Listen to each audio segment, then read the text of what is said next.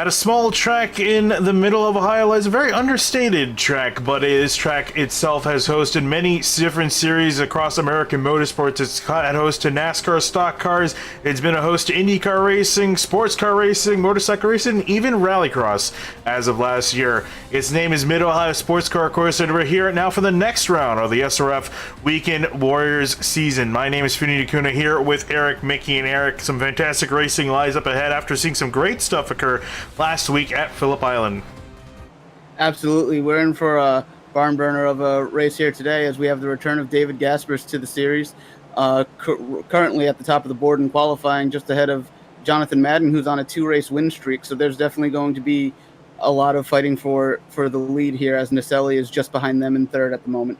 Yeah, absolutely, and you can see up above the layout of Mid-Ohio, and we'll take a little bit more of an in-depth look here as we go through a track map of it. You can start in the middle of your screen is where the start-finish line is. It's not on the longest straight, which leads for a little bit of a short run down to turn 1, a long sleeping left-hander, then heading to the keyhole. One of the best passing opportunities these guys have on the track. Through the hairpin they go, on to now the longest straightaway of the track, and then down another great passing opportunity through turns 3 and 4 into China Beach.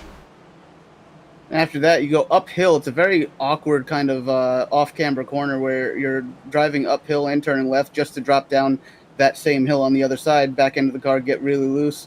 Then a quick right through turn 6, another quick left through 7, 8, and 9, all very rhythm heavy before you get to Thunder Valley with turns 10 and 11, 12, 13. Is this really long, tight right-hand carousel that kind of tightens up as the corner starts to end before you get to the quick left back onto the front straightaway to complete your lap here at Mid-Ohio. Yeah, absolutely. Come back to the action here as qualifying is underway. But quickly before we cut to qualifying and wrapping up the results of it, got a few sponsors to thank, namely 42 Stitches. Being the main sponsor for this group of drivers. They've been great to work with. Whether it's one piece for that special gift or 1,000 to make your organization stand out, 42 Stitches has got you covered. Custom embroidery and heat transfer on a wide variety of items, shirts, hats, jackets, even flame retardant applications where safety is a concern. Check us out at 42stitches.com and shoot us an email to info@42stitches.com to get your project started. And with that being said, we go down to the track as we were talking the last few weeks about a certain driver being missing from the running order, but he's back here, and David Gaspers up at the top of the standings, where we pretty much expected him to be. Yeah, but not by much. He's less than a tenth of a second ahead of Jonathan Madden, our defending race winner here from the last 2 weeks of the series. And Naselli's one probably clean, good lap away from bringing himself into the fight for the top 2 positions, but right now the 3 of them are sitting pretty for the first couple rows of this race. And as we look through the field, Felix Samois is down there in 6th, looking to potentially get a little bit better start as well, as he is now closed into 3 points behind David Gaspers for second place in the championship. That's going to be something to look out here for today. Yeah, we still do have the droppings to account for, but that's a little bit ways out here as the qualifying just about to wrap up. And we're talking about Felix Samois and even Jonathan Madden, as well as Mauricio Naselli and David Gaspers. All of those drivers, coincidentally, all 4 of them have 2 wins apiece after the first 8 rounds of the season. So between all 4 of them, it's curious to see on who's going to get win number 3, or will we see a new winner in the series? You see qualifying wrapping up. Trying to look at some other drivers that we should probably mention. Mitch Weatherly, I saw a qualifying effort for him in 4th place, coincidentally, in the 4 car. As he comes across the line to finish his qualifying attempt. The Yuri Zorts in the 82 is going to be also inside the top 5. I haven't seen that good performance out of Yuri in the last few weeks, but back on form here, it seems.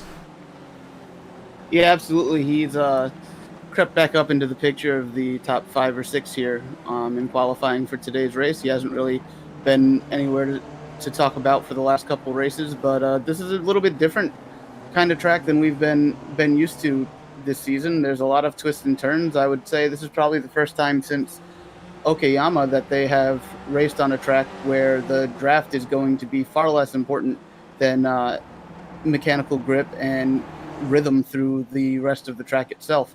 So we do have that one long straightaway that's going to keep cars together, but you've got a lot of space in between those two long straightaways to separate yourself from the field, and I think that could be playing a role in what we're seeing with these qualifying times.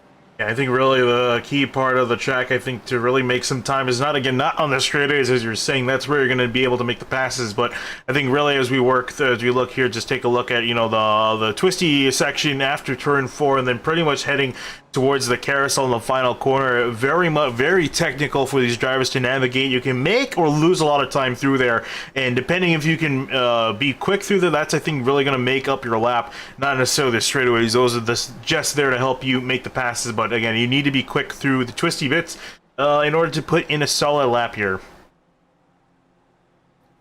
Difficult part about those twisty bits here is they're so connected to one another that if you get one wrong, you've already messed up the rest of them, and probably have a bunch of angry drivers just losing time behind you as they try to find their way by on a potential mistake going forward. So definitely going to be a close race. Good racing here from this field of cars. We've seen it all season.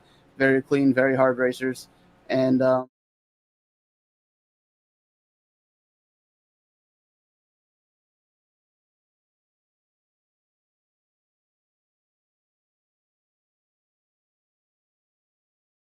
Yeah, absolutely. As qualifying is just wrapping up here, getting ready to set the grid here at Mid-Ohio. We don't have too long of a pace lap, but we'll get your grid sorted out here in just a moment.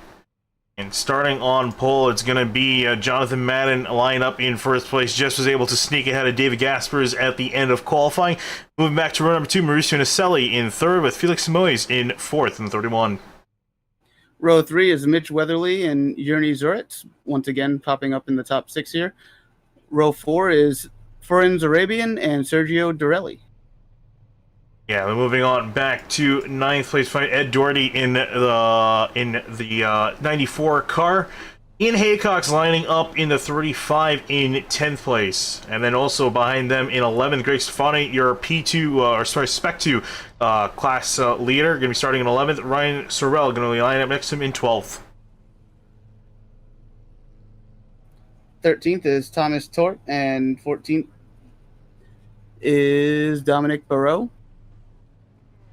Yeah, and then lining up 15th is Daniel Sadro, and also just missed who we had lining up in 16th. Although I do see, according to... Nope, that is definitely wrong. My scoring on that I'm going off of is completely wrong compared to what iRacing is actually showing here. But as you see, the top 20 roll past the screen. We'll let the rest of that roll on through as we got, again, a very short pace lap lined up. And I think we're talking about, what's going to where the action parts of the track going to be. I think obviously we consider the ends of the long straightaway. Do you think there's anywhere, in between, the middle sector of the track that you find particularly interesting that we could see a lot of passing going on? There's a lot of corners that if you get someone who goes off a little bit, they could end up rejoining the track at a different point and wreaking some havoc. The connected twisty bits after turn 4 and turn 5. If someone gets a little out of shape there, it could cause a major blockage there. But for the most part, considering the tightness of the final corner before the start-finish line, I think we'll probably see most of these drivers single file, and we'll have a very clean start to this race on this first lap. Absolutely looking forward to it here. You see the field now working into the carousel here. The pace car are going to make a turn on to pit road, give the field in control to John Madden here as he rolls on through 60. Spec Racer 40 lined up to go racing at Mid-Ohio. There you see them coming out of the final corner. Green flag in the air for 40 minutes. Very quick green flag as we see Jonathan Madden take to the lead ahead of Gaspers. Naselli slots in third nicely. Yeah, and you see the run down to turn 1 as well. These guys getting single file up in front, but behind it's an absolute cluster of cars all going for the spots here, heading down into the keyhole for the first time. Very fun corner to attack here as they try to position themselves with the best run possible off the corner for this long straightaway down into turn 4. Yeah, you see Mitch Weatherly there with Adrian Jimenez Vargas in 5th place, and he's got Yerny Zuritz to his outside now, 3 wide for just a second here, down to China Beach, and deep on the brakes for the first time. Gotta watch the cold tires. Absolutely, and very important move for Felix Samois to get himself up into fourth place and immediately start the charge on catching these top three, who could very easily run away from the field if given the chance. So you don't want to let that happen if you're Felix Samois and those on behind him. And just look at the traffic jam of cars up ahead. We're riding on board with Antonio Race lined up in 11th spot here. Look at it. It's just how do you pass these guys? Whoa, a massive wreck here out of turn 9.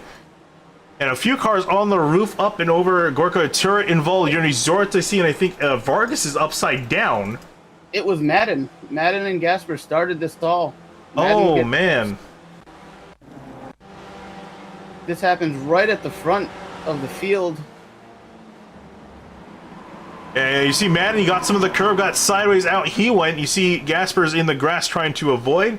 And in behind, it was Madden that got hit. I did see another car getting hit, and you can see them all up and over here. That is so difficult. There's a crest there. It's hard to see, hard to really prepare coming around those corners for anything that goes wrong ahead of you. Nowhere for a lot of these drivers to go. Not really much you could react to. Never know where these cars are going to land. But that was huge, as we see now catching up with the lead. Naselli and Samois and Gaspers have been able to get through that crazy mess unscathed and continue on with the top 3 positions.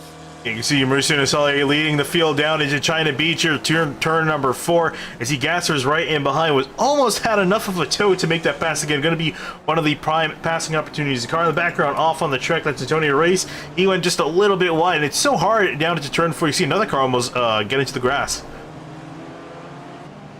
Yeah, those corners are very easy to get wrong. It's very easy to overdrive them, and the elevation change throughout these corners, it makes it really difficult to stay in complete control of your car as the weight shifts around. And if you don't get it just right, or if you're not preemptively ready for that change in weight transfer, it's pretty difficult to maneuver a car around this track.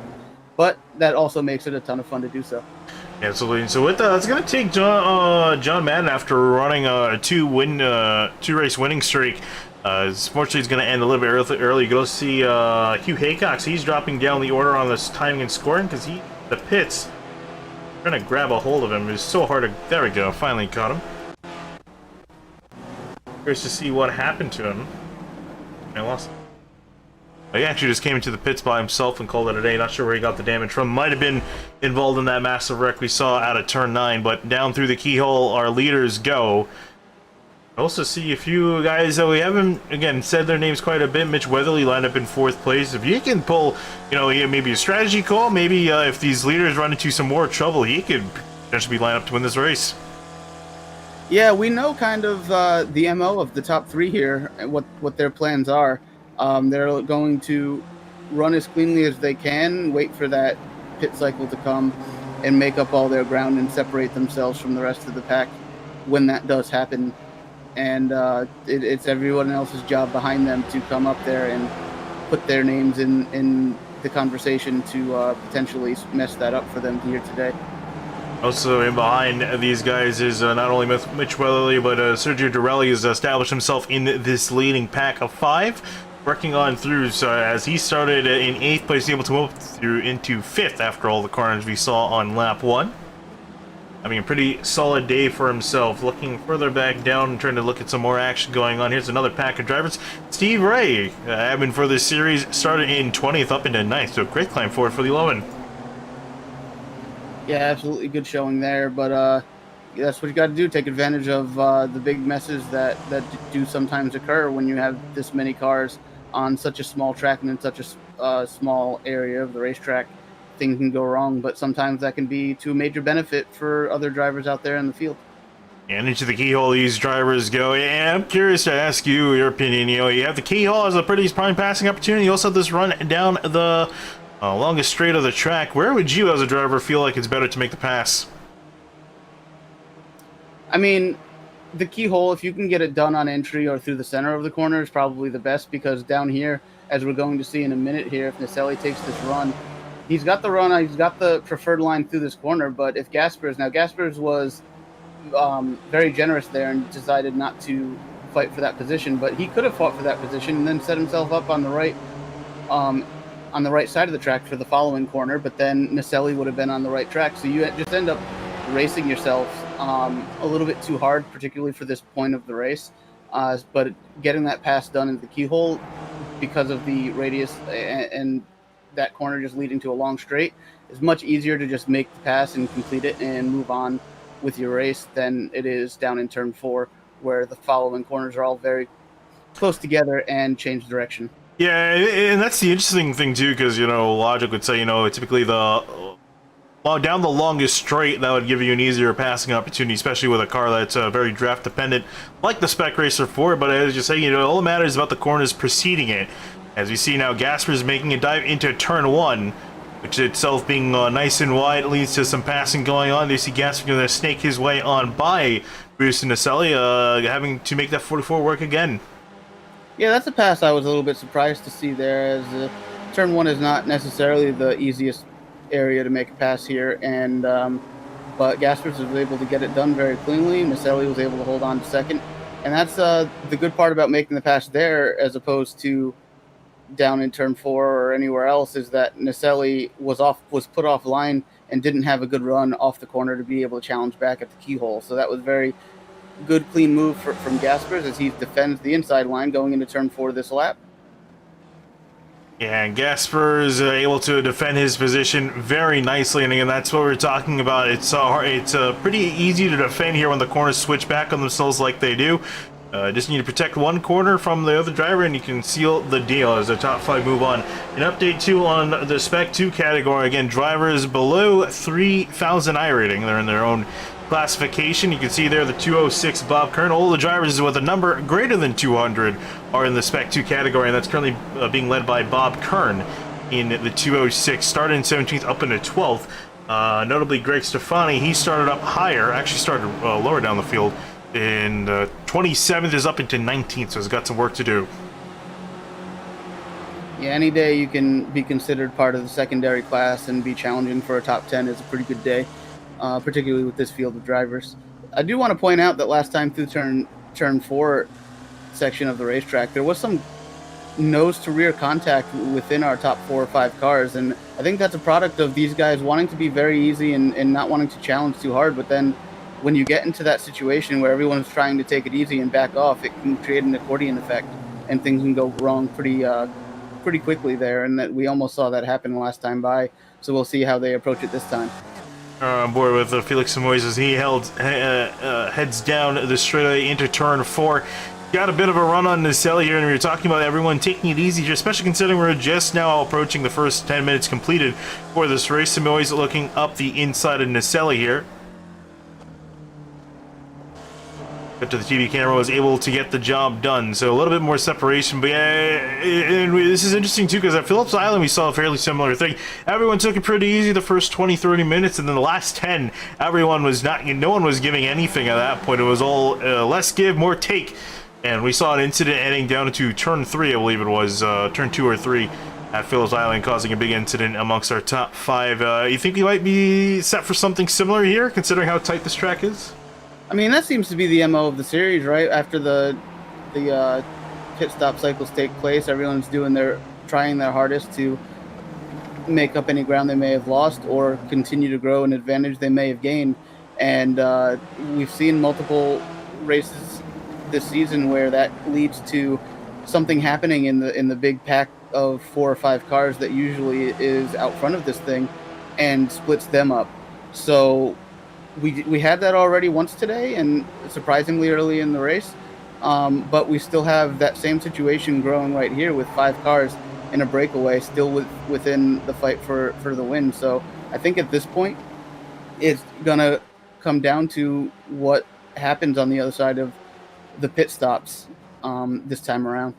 Yeah, you see Ed Doherty has some major damage to the right side of his car. You saw him just battling with Steve Wright for 8th place. He's now being pretty much bullied out of line. Do you think that damage is going to be that significant to the body of that car, or is that kind of something not to worry about?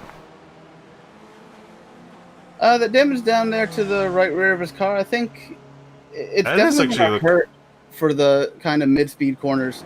It could hurt handling effects, but I think for the most part you can kind of disguise that um, that disadvantage, particularly down the straightaways, if you can get close enough to one of the cars ahead with the small amount of downforce and horsepower that these cars have. I think you can overcome that. Yeah, continuing on in 11 places at Doherty. We'll see if he can continue to hang on to that car. Looking at some other battles around the midfield, Larry McLeod currently running in 15th here. He's got the 919 Maximilian de Tomasin in front of him, and you can see a lot of clusters forming here. Different groups of about 7 to 9 cars, depending on what. Jeff Richer in the 702 right in behind. Another driver competing in the Spec 2 category. Yeah, great thing about this series, great thing about these cars and these drivers is anywhere you look throughout the course of a race, there's going to be battling for position. It's going to typically be good, hard, clean racing. Speaking of, we were talking about Steve Ray a little bit early. He's come in for his stop, and I see a few other drivers coming in as well. So he's coming in pretty early. This is more or less along the time when you start to see guys come in. You can go just about to around almost 15 minutes remaining on a tank. So he's waited around 15 minutes to come in to make his stop. He's going to continue on. No more pit stops for the 11 car. And it's always, I've been trying to figure out with the series for a while, you know, when is the best time to pit? Is it better to pit early on or later? It doesn't quite seem to matter. It might, I think, just kind of depend on the driver, really.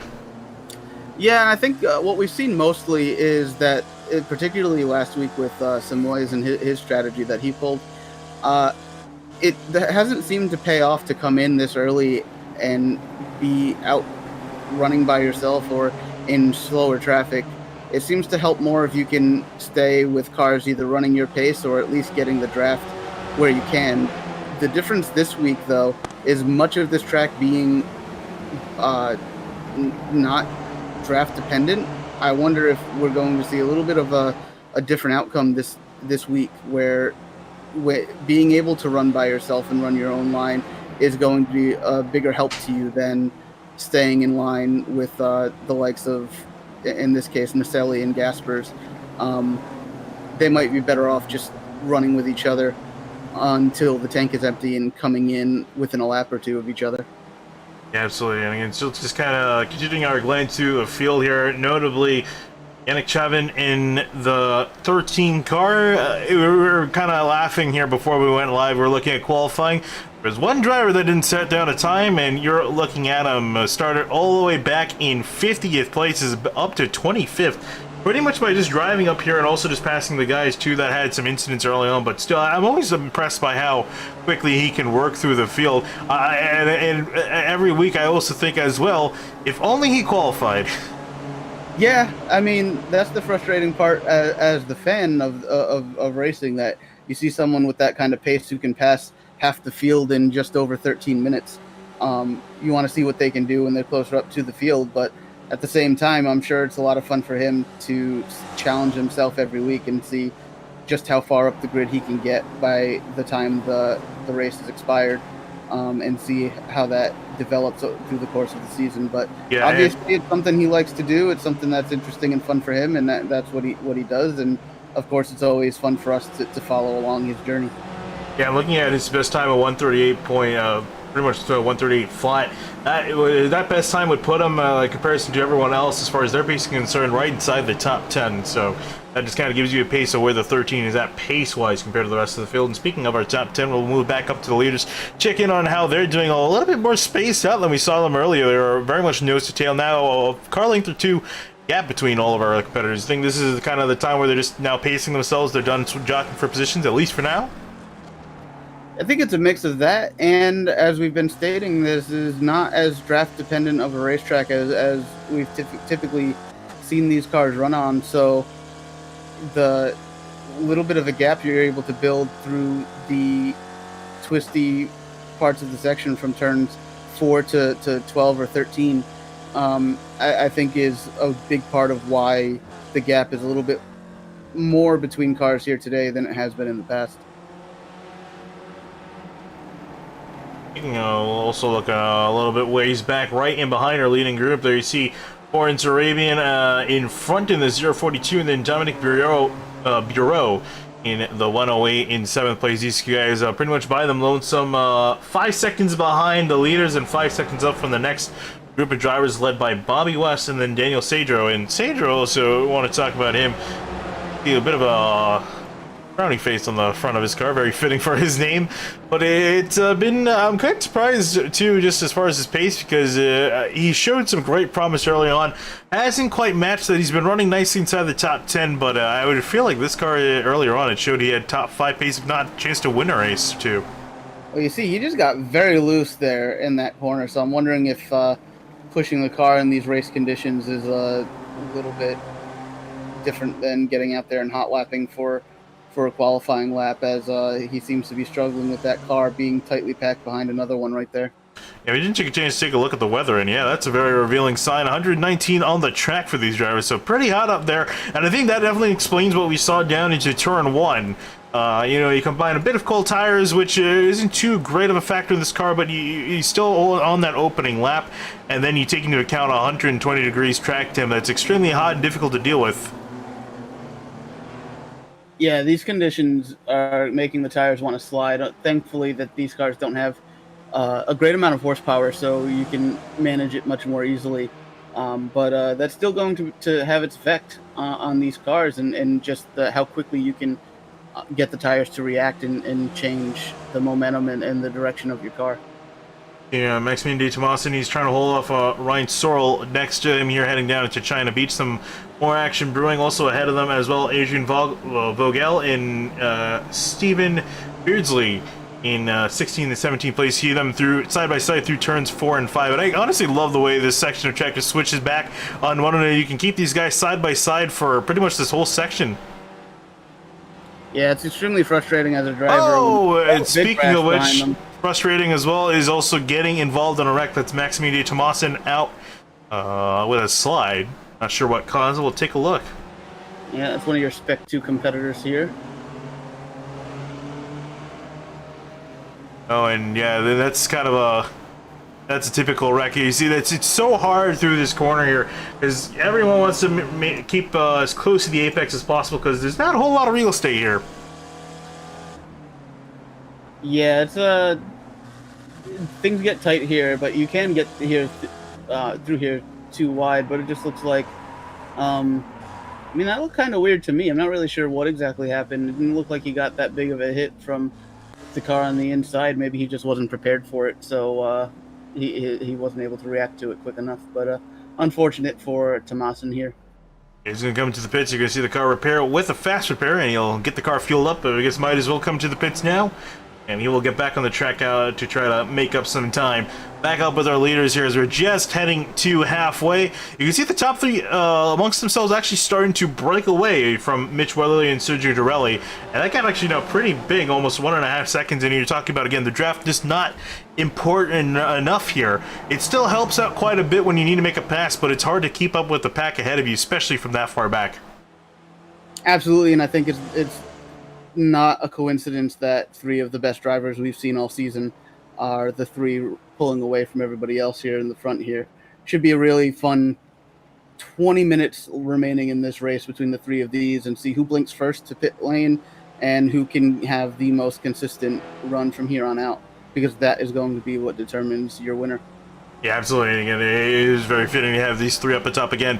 All these drivers here have 2 wins to their name this season, and if they continue to run at the pace that they're at, it's looking like it'll be at least one of them that'll take home the victory here as we just tick over to halfway down and out, counting down from 20 minutes left in the race. You see these guys kind of fan out into the keyhole. Still not a whole lot of drivers hitting down to pit road. A few more have started to come on this time through, I guess fitting, because we're now halfway on. Antonio Reyes down into the pits notably, as well as Yannick Chauvin. He's coming to make his stop. Gonna drop back.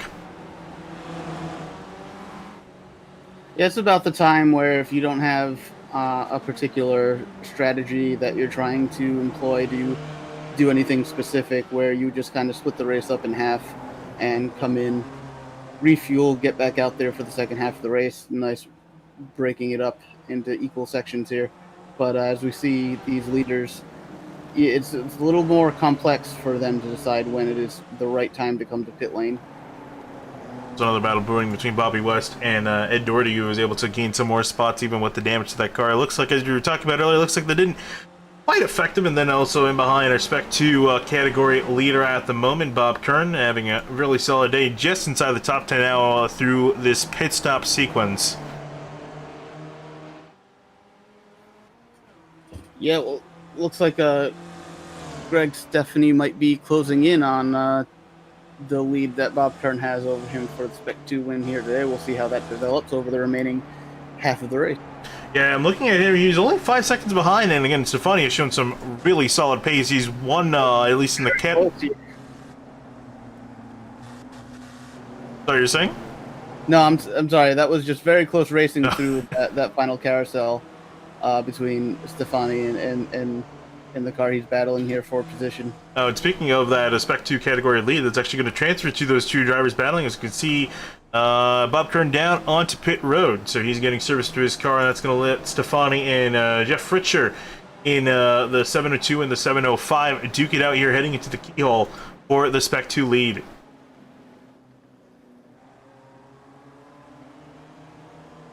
Yeah, now Stefani has a pretty decent lead in the championship of the Spec 2 category, so I think he's probably just looking for a good solid run, no mistakes, and get out of here and move on to the next race. But definitely if he's in a shot to take that Spec 2 win, I think he's going to go for it. He needs every point he can, really. I mean, you can't just completely rest under your laurels. Looking at Simon Mayer, who's the next car trying to chase down Greg Stefani. He had a big incident at Zoller, if I'm not mistaken, that put him further back in the... Actually, sorry, it was Donington that he had a pretty miserable weekend, and that put him pretty far down on the points. Stefani was able to catch up to him. I don't see Mayer on the list from what I'm scanning on through, so... might not be here, which is a bit unfortunate to see. But back up with our leaders, David Gasper is down into pit road. He's the first one to blink, and this is a little bit earlier than I was expecting, as I was thinking he might be one to stay out until the last moment possible, but we see he's decided to come in early. And should be able to getting out here in just a moment. There you see him off and away. Service done for the one. And now it's all a matter of comparison. Where is Naselli and where are and Simoes? Where are they going to end up once this all cycles out? Yeah, here we go. We see Simoes taking his run for the lead, and we've seen he's been a little bit more patient today than I think that we've been used to seeing him. So we'll see how long that lasts here today. But as we just see him take the lead from Naselli. This is where you got to make your move. You can't give up any time. You got to put in the best lap times you can if you want to put any distance on Gaspers. And so this is the question now for these drivers. Do they stay out another lap? Do they just run the tank empty? Or do you want to come in now since Gaspers has come to the pits? I mean, I think it depends if they're aware if Gaspers is in traffic and he might be held up by that. I think you want to stay out and keep putting in laps. But if you think that he's running alone, which it seems like he is right now, I think I'd want to get in as soon as possible and just get back on the same strategy as him and just try to go heads up with him. Both the drivers in the lead are going to stay out another lap at the very least. See if they have anything. Ooh, and Jeff Fritcher, major damage to his car. Not sure what happened to him. Last time we saw him, he was running side by side with Greg Stefani. Uh-oh. I think I saw a bit of a preview of what happened here. Heading down into the keyhole. Greg Stefani in behind. Ooh. Just a slight misjudge from Stefani on the braking there, and unfortunately gets into him and turning him around. That's really, really unfortunate move there to impact somebody else's day that way. But still struggling to get back and going, Fritcher. It took him a while to get back. I think he had got some more damage as well. They're going to end his day in the pits, unfortunately, but back up in front with Nusso Naselli and Felix Simoes heading down to China Beach. That's kind of a reference to where they are at. David Gaspers is heading down to the keyhole. No, yeah, he's on the back straightaway now.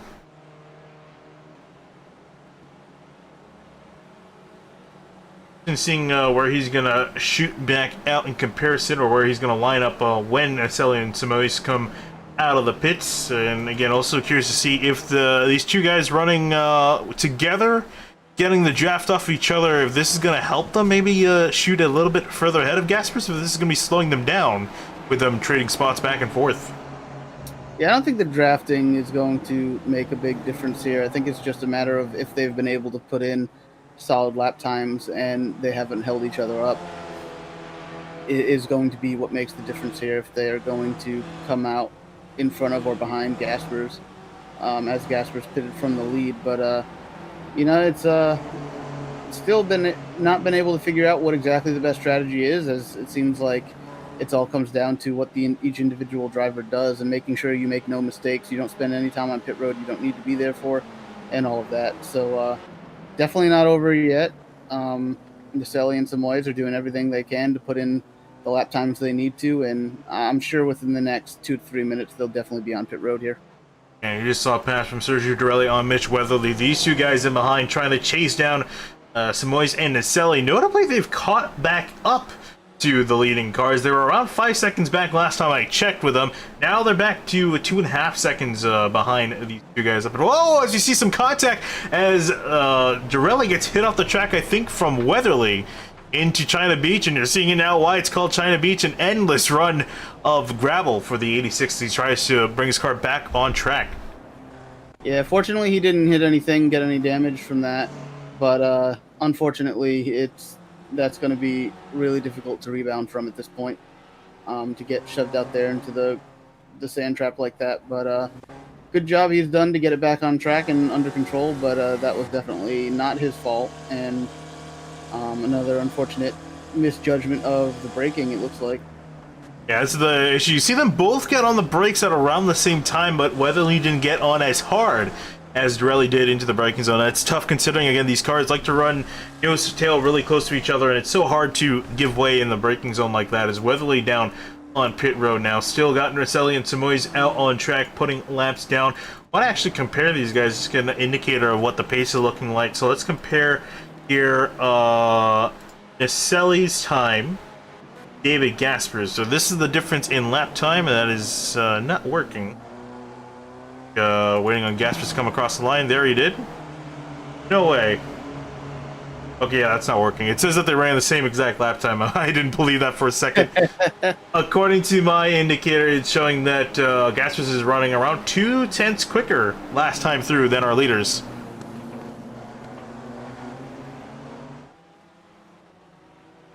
Yeah, it looks very much like that. And Gasper's catching up to drivers that have yet to make a pit stop. He's the leading driver that has come down to pit road, which would make sense. So, interested in seeing how this is going to unfold, because I'm thinking that from the looks of it, on paper, I think Gaspers might cycle out ahead of Samoyeds and Naselli. Not by much, but still might have the lead by almost a second, I would think. He is, however, running into lap traffic here, so this could make all the difference. You could easily lose a second or two. Being held up by these lap cars, and this could swing everything back in the other direction. Yes. So we'll see how quickly Gaspers can get by these two here before moving on, and how that will affect everything. But and Naselli is coming to clean right now. Yeah, and I think this is exactly what Naselli and Samoyeds are trying to avoid here, is being stuck in the traffic, because it really holds you up. It's hard to pass around here, especially in the twisty bits in the middle sector of the track, as you're saying, Naselli and Samoyeds down onto pit road. I'm curious to see if anyone else can go longer, or if we're going to see pretty much the rest of the guys that we've been waiting on come on in. Florence Arabian, he actually stays, you can see him just whipping by the screen there, so it's going to be Naselli and Samoyeds down on pit road. Out come both of them, with Samoyeds actually by quite a bit over Naselli. Yeah, he very much got out ahead of him, but Gaspers is going to have the speed on his side. Is he going to be able to get to Samoyeds by the time they enter the keyhole? I don't think so, but that lap traffic could have been all the difference between Gaspers coming out in second versus first, as we saw what he had to deal with on that lap. Yeah, if it wasn't for that traffic, he would have definitely been at the very least side by side with the 31, but gonna have to settle in behind, effectively cycling out. But one thing I've noticed this the last few weeks, for some reason, Naselli, his stops are slower than the others. I'm not sure if he's just being more safe on fuel or what it is, but for him, you can take a look at the pit stop time. For Naselli, 9.966 down a pit road compared to Gaspers, who spent 9.2. And again, for Gaspers, I was just taking more fuel. But for Samoyeds, who took only 7 seconds on pit road compared to 10 seconds to Naselli. And that's a lot. Yeah, and Some of these drivers could have spotters or crew chiefs that are taking care of the pit strategy for them. Others could be using a system like JRT or crew chief or something along those lines that gives you the information that you need. But a lot of drivers probably in this field are just going off of trying to figure it out as they go. So you always have to factor in that some of these drivers might not have all of the tools and information necessary to get the exact numbers. But not sure that that's actually the case here with Naselli versus his competitors, but definitely something we might want to look into to see why his stops seem to be regularly longer than the others, as Gasper does take the lead from Samoyed going into turn 1.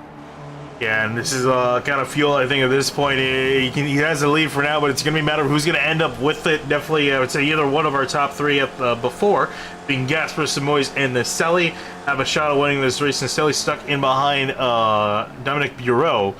Effectively right with our leaders here. I think he's hoping he can get by the 108 here down the straightaway so he can be back up in the fight.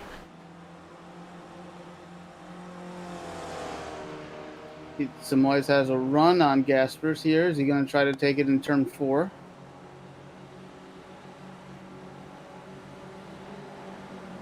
No, looks like he's content to kind of sit there for now, as Naselli tries to rebound and catch back up to make sure that he still has a say in who wins this race, if not take it entirely himself here.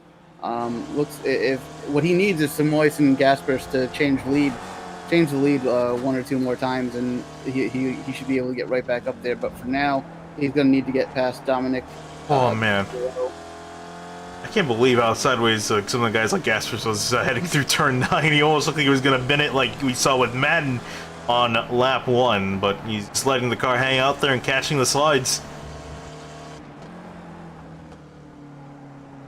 And I'm curious to see here for Samoyed if he's just going to kind of sit in behind for the next few laps and then maybe make a charge on the last lap.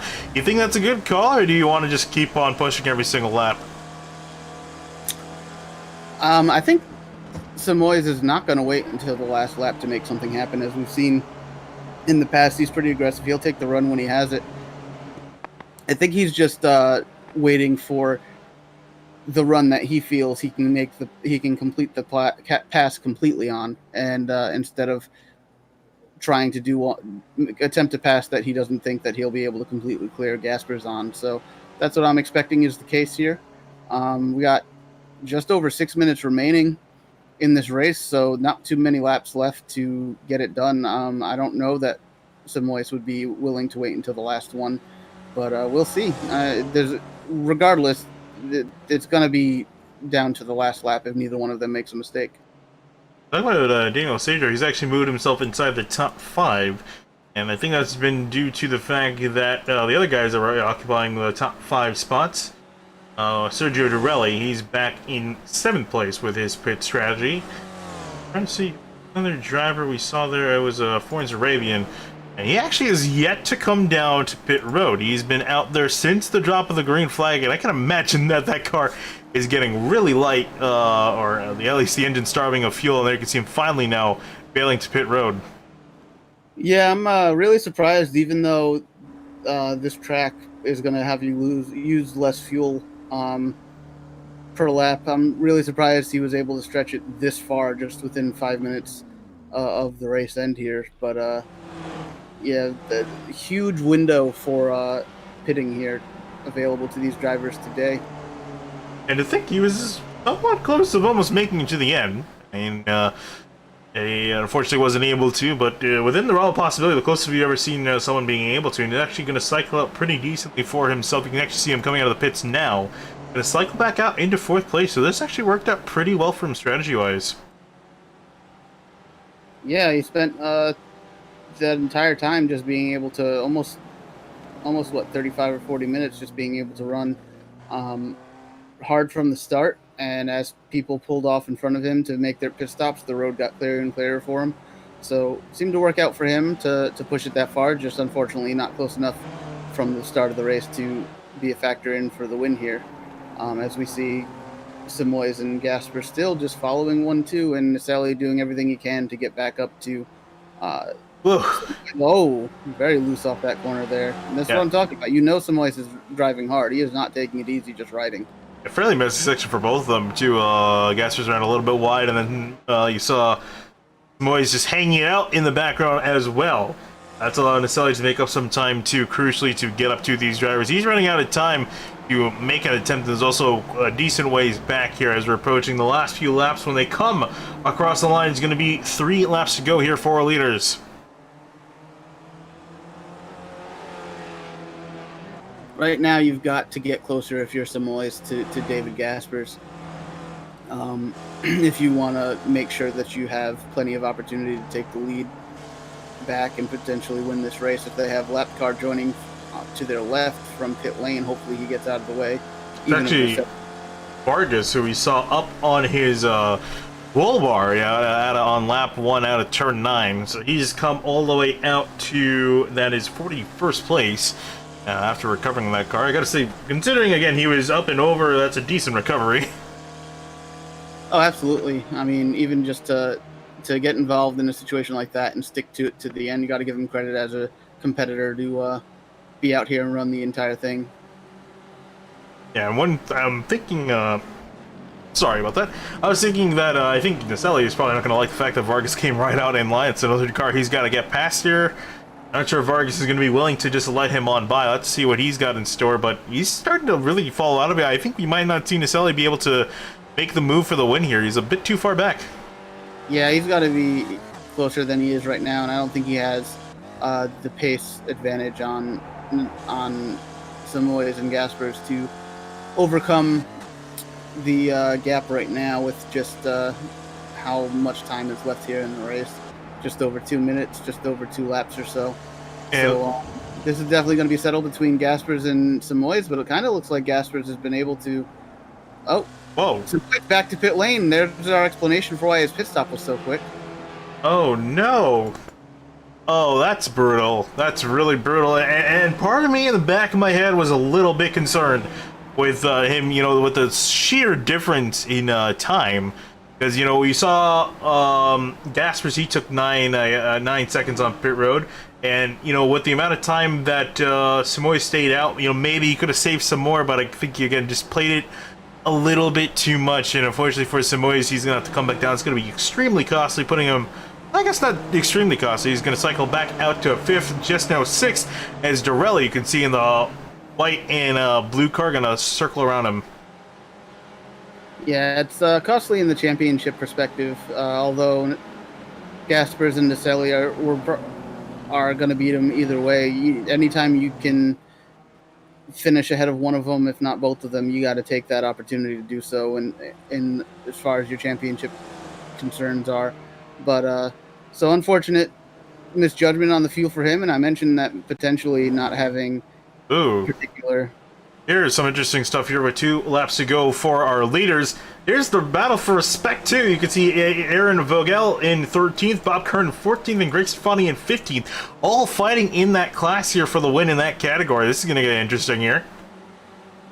Yeah, just like that. 3 wide. Wow, down into turn 4. Someone's going to have to give. It's going to be Stefani that backs out, almost gets into Bob Kern, and they almost make contact here. Very tight racing between these drivers. Wow, this battle kind of snuck up on us out of nowhere here. This is what we're used to seeing for the overall win, but this time the Spec 2 guys said, we got this. Yeah, the leader's a bit separated out here, so we're going to keep an eye on this battle for the moment. We'll go back up if it gets any closer, but these guys were almost about to wreck each other. White flag, as you're saying, white flag for our leaders. They're now heading down into the keyhole to their left. You can see the gap between Gaspers and Naselli. As we cut back to that battle for 13th here with a train of cars in behind. This can get very interesting very quickly here, especially with the white flag in the air. Now they come across the line to get their white flag. 1 lap to go for this battle for the Spec 2 win. Here's who's going to get it done, who's going to push just a little bit more. We saw them head almost 3 wide. They almost made it work heading down into turn 4. I can imagine... probably going to see a lot less give heading down this time by with a final chance. Again, a really solid passing opportunity. One of the best on the track before the final few corners. You see Bob Kern looking down the inside of Vogel. Gonna be side by side coming out of the keyhole.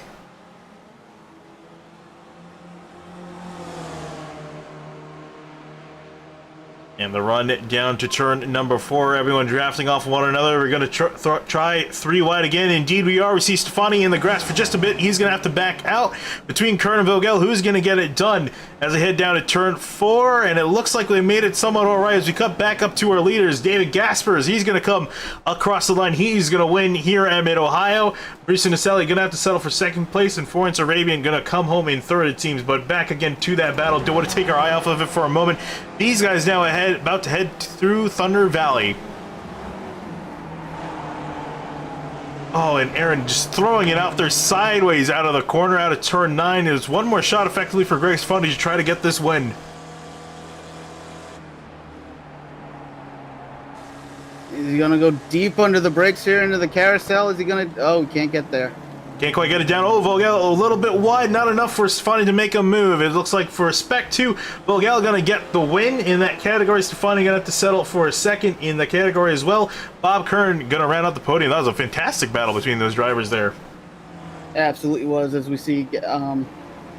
Great battle in Spec 2 here today, as Gaspers has 2 weeks off to come back fresh and take home his 3rd win of the season. Naselli following him up in 2nd place. So solid run for both of those. Naselli minimizing any damage done to the point lead. Yeah, there you can see right there the results. Just 0.8 of a second between Gaspers and Naselli. Naselli probably hoping there was a few more laps for him to drive up and try to fight with the one of Gaspers, but it wasn't meant to be. And then that great battle we saw there in the final few laps, that battle for the Spec 2 category win that was taken by Aaron Vogel in the 13th place, with Greg Stefani in 14th and Bob Kern in 15th. So with that, we're gonna go do a quick commercial break. We'll grab some of your winners to interview, so don't go anywhere. We'll be right back.